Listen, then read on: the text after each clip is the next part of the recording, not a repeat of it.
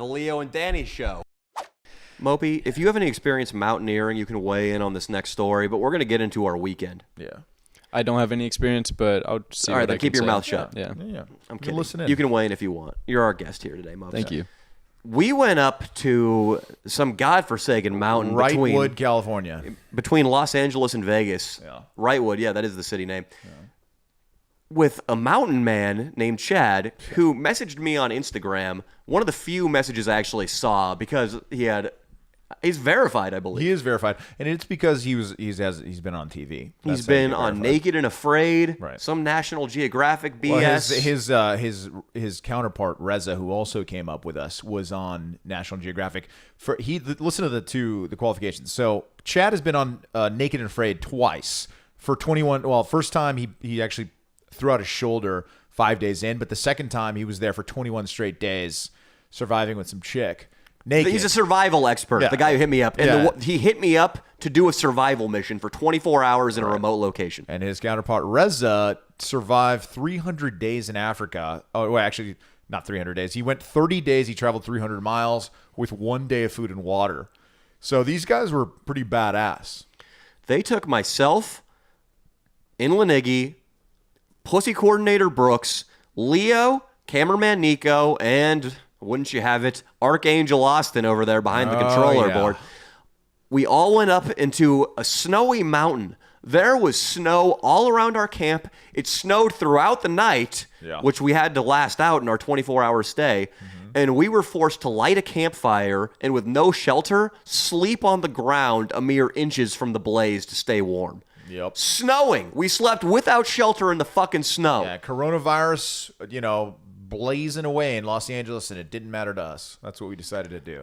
Though my immune system has been weakened indefinitely. I do not feel good now from the stay. We slept about 3 hours. I slept an hour. You actually got a nice spot at the campfire. When I tried to cuddle with you, and you actually shooed me away. Well, Leo was busy. I remember that.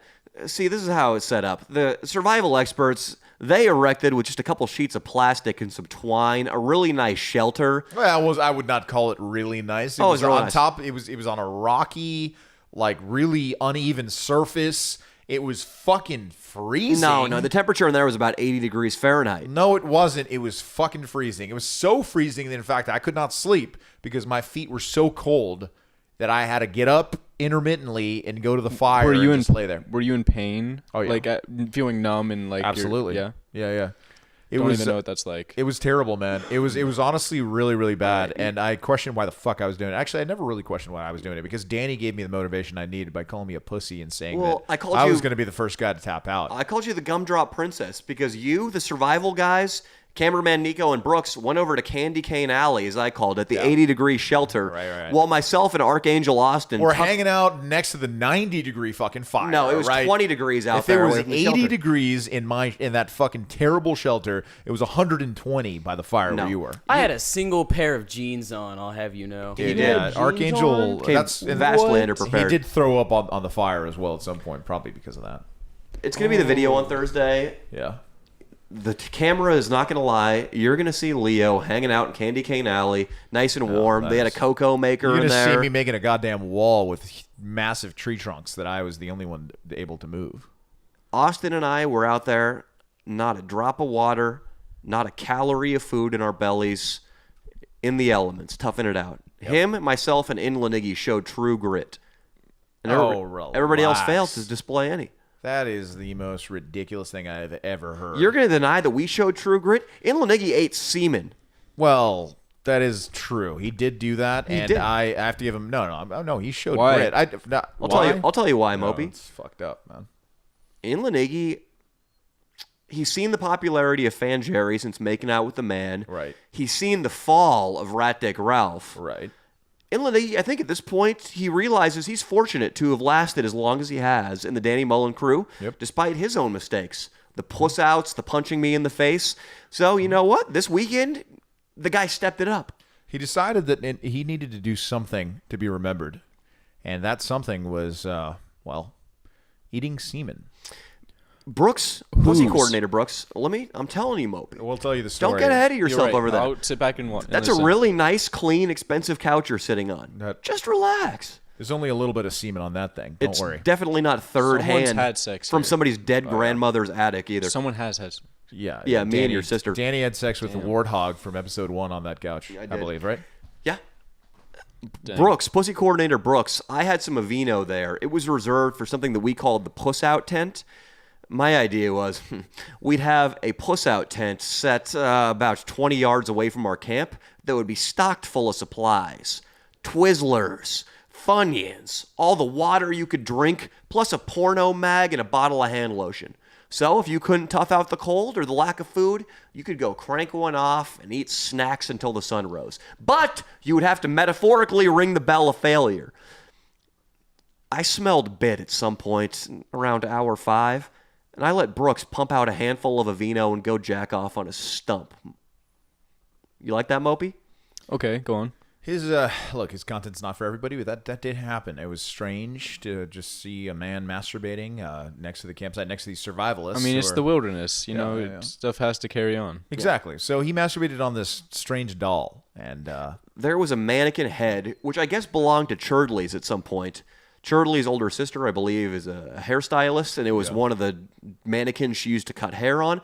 That has fallen into pussy coordinator Brooks's hands, and he showed a lot of respect to the heirloom by coming all over its eyelids. yeah, and nose area and stuff. It was pretty disgusting. I mean, I didn't see him come or anything, but I saw the cum afterward.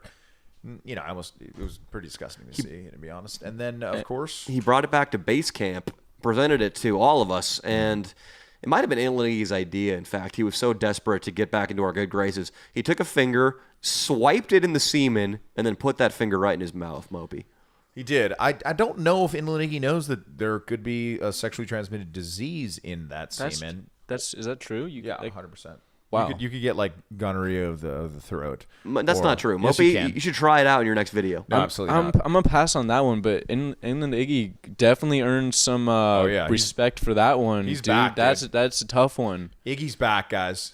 Iggy's fucking back. He did well. He went and fetched us booze at one point, Yeah, too. no, Iggy was a goddamn legend in this video, man. I'm gonna say it. I don't know about a legend. Well, you're such an asshole. You poked fun of him you know what? after the fact. After he did that for your channel, you had the gall to still shit on the man. Did I? What was I saying to him? You were fucking still talking. You called him I believe you called him a fag for licking the semen. There isn't a person on that mountain who you didn't call a fag. Oh my God! Look who's Producer look who's Ben come is to in the house. visit. Everybody's coming in. What's up, buddy? Did you say Danny was being an asshole? Yeah, he was He's being being an asshole. very What mean. a surprise, huh? Super mean.